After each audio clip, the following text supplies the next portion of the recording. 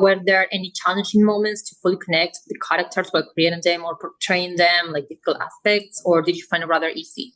Funny enough, for me, I have a beautiful memory of the shooting. I mean, it was not, on my experience, it was something that it was done with lots of love and respect for each other, and we were just playing it, and we will go to wherever we have to go, and we were able to come back out of it.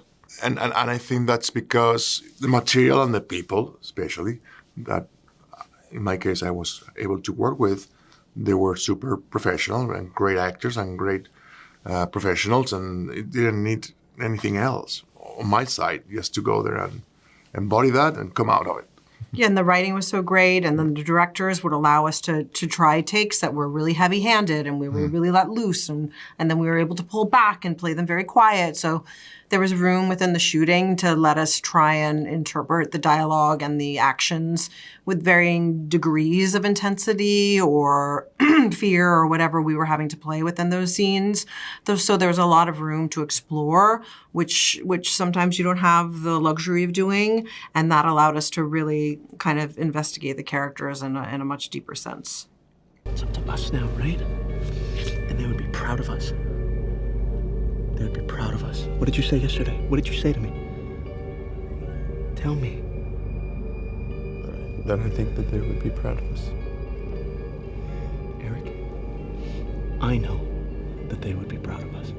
How was it for each of you to bring these characters to life? Did you have any background information to come out with? Talk to anyone of the case to help us? Yeah, we were lucky that we had the court TV footage, which was made available, which is available to everyone. And then there have been several books written about the Menendez brothers. And then the production provided us a tennis coach who introduced us, oddly enough, to the babysitter of the boys. So we got to talk to. And then, living in Los Angeles, you can't help but meet people who are familiar with the family and familiar with the boys. So you kind of get a little bit of a word on the street factor as well in terms of what they were like.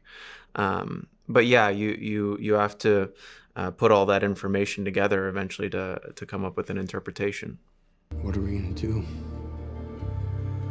Wow, what are we gonna tell the people? Hey, it's just us now, E. We're on our own.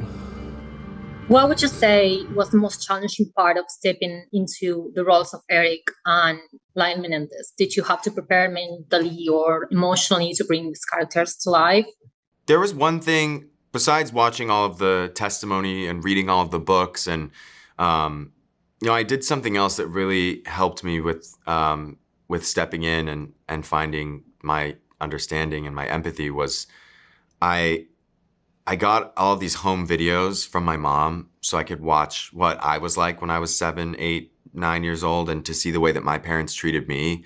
And it was so beautiful and moving to see how loving they were and how loving my brothers were. And I just left me with so much gratitude, a newfound sense of gratitude for my family and my parents that ultimately Erik didn't have. And so that just helped fuel my passion and my empathy for him.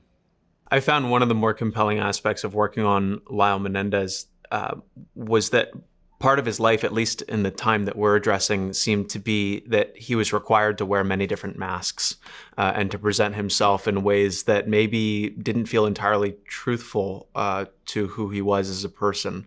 And to have, those masks put on you by people who you love and people who you would hope would love you for who you are would be an incredibly difficult thing. But I think that everyone wears masks in their lives. I think that I wear them. I think that everyone does. So I had to sit with myself and figure out where me and Lyle eclipse each other. He's a really complex and honestly enigmatic human being. So it was an interesting discovery process. Here in Argentina, it's the third most watched series right now. So I wanted to know if there's anything you'd like to share with the audience we have here about the series, or anything that you would like to tell our audience why they should watch it? I think you should watch it because it's a really compelling story that explores the theme of whether monsters are born or whether they're forged through their circumstances. And at the very least, it's a really interesting thought exercise to put yourself into these brothers' shoes and, you know, see what you come away with. Yeah, I think it's a really complicated story. It's so fascinating, and it leaves you feeling something, whether it's empathy, sadness, anger, passion. It evokes something in you. And so I would encourage people to watch it for that reason. And also because it brings awareness to child sexual abuse, which is such a tragic thing that still happens today, but that we're more comfortable having a conversation about now. And so I hope that people talk about that, and I hope they watch the show and come away with that.